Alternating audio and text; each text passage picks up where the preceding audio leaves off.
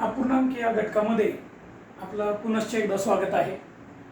अपूर्णांकामधील महत्त्वाचा भाग पाव भाग, त्याच्यानंतर अर्धा भाग आणि पाऊण भाग. त्याच्यामधला पहिला भाग आहे पाव भाग. तर कुठल्याही वस्तूचा पाव भाग, कुठल्याही आपल्या घरामध्ये आपण अनेक पदार्थ खातो, अनेक फळ खातो, अनेक वस्तू खातो, किंवा समजा आपण दररोजच्या जीवनामध्ये जगत असताना काही वस्तू आणतो, त्याच्यातला काही भाग काढतो. तर कुठल्याही वस्तूचा, संख्या समूहाचा, वस्तू समूहाचा पाव भाग म्हणजे काय? तर बघा, आता इथे एक आकृती आहे चौरसाची. एकच आकृती आहे चौरसाची, त्याचे 4 भाग केले. इथे एक वर्तुळ आहे, त्याचे 4 समान भाग केले. इथे एक आयत आहे, त्याचे 4 समान भाग केले. हा पुढचा आयत आहे, तो आडव्या मांडणीत काढलेला आहे, त्याचे 4 समान भाग केले.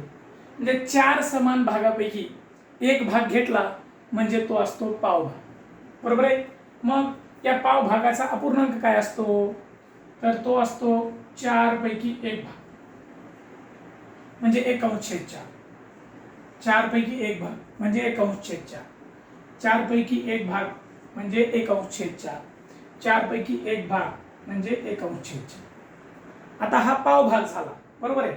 मग हा पाव भाग समजा एखाद्या वस्तूचे 20 समान भाग केले तर पाव भाग किती?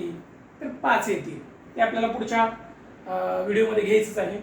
तर इथं बघा, खाली मी या पाव भागावर आधारित काही विचार करायला लावणारे प्रश्न दिलेले आहेत. या चौकटीमध्ये योग्य संख्या आपल्याला लिहायची. आता बघा, 12 पाव भाग असे मांडलेले आहेत आपल्या समोर. या 12 पाव भागापैकी हे सर्व पाव भाग एकत्र जोडले तर पूर्ण भाग किती होतात? आता बघा, 12 पाव भाग बरोबर चौकट म्हणजे पूर्ण भाग किती? पूर्ण म्हणजे पूर्ण भाग. मग आता एका पूर्ण भागामध्ये 4 पाव बसतात, किंवा 4 पावाचा मिळून एक पूर्ण बनतो. मग 12 पावाचा मिळून किती पूर्ण होतात? बघा, 12ला 4 न भागल्यानंतर उत्तर येतं, किंवा मग 4 बघा, 1 2 3 4 हा एक भाग झाला. 1 2 3 4 हा एक भाग झाला. 1 2 3 4 हा एक पूर्ण भाग झाला. म्हणजे 12 पावाचे मिळून 3 पूर्ण भाग होता. त्याच पद्धतीनं 15 पाव.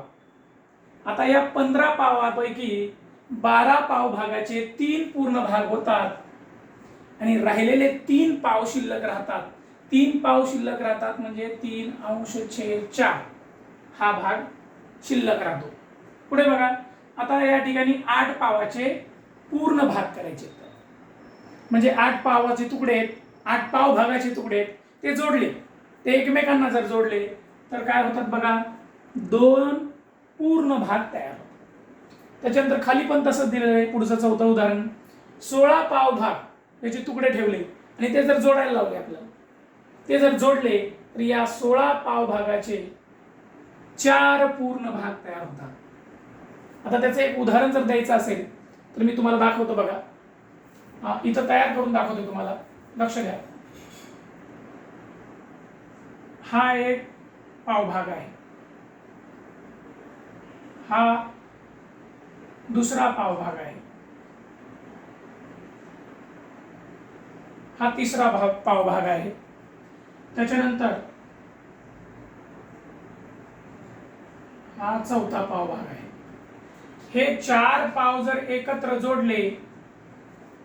जोडूया, जोडल्यानंतर अशा पद्धतीची एक पूर्ण आकृती तयार होते, पूर्ण भाग तयार होतो. याचं जर उदाहरण घ्यायचं झालं तर दररोज आपण जेवायला बसल्यानंतर एखादी भाकर आपल्या ताटामध्ये आपण जेवायला घेतली तर सर्वप्रथम आपण त्याचे 2 समान भाग करतो. त्याच्यानंतर परत ते एकमेकावर दोंडून पुन्हा त्याचे 2 भाग करतो, म्हणजे 2चे 4 होतात. त्या 4 भागाला वेगवेगळं केलं तर तो होतो पाव भाग, आणि ते 4 पाव भाग एकत्र जोडले तर त्याची एक भाकर होते पूर्ण. ती चतकोर भाकर म्हणजे पाव भाग. लक्षात आलं? तर आज आपण अपूर्णांक या घटकातील महत्त्वाचा पावभाग शिकलो आणि त्याचे उदाहरणंही काही शिकलो. अशा प्रकारचे उदाहरणं आपण आपल्या वहीवरती घेऊन ते चांगल्या पद्धतीने सोडवू शकतो आणि विचार करून पावभागापासून पूर्ण भाग तयार करता येतात. आणि हे असे उदाहरणं जर सोडवले तर अपूर्णांक हा घटक आपला अतिशय चांगल्या प्रकारे शिकता येतो आणि आपल्याला कायम लक्षात राहतो. धन्यवाद.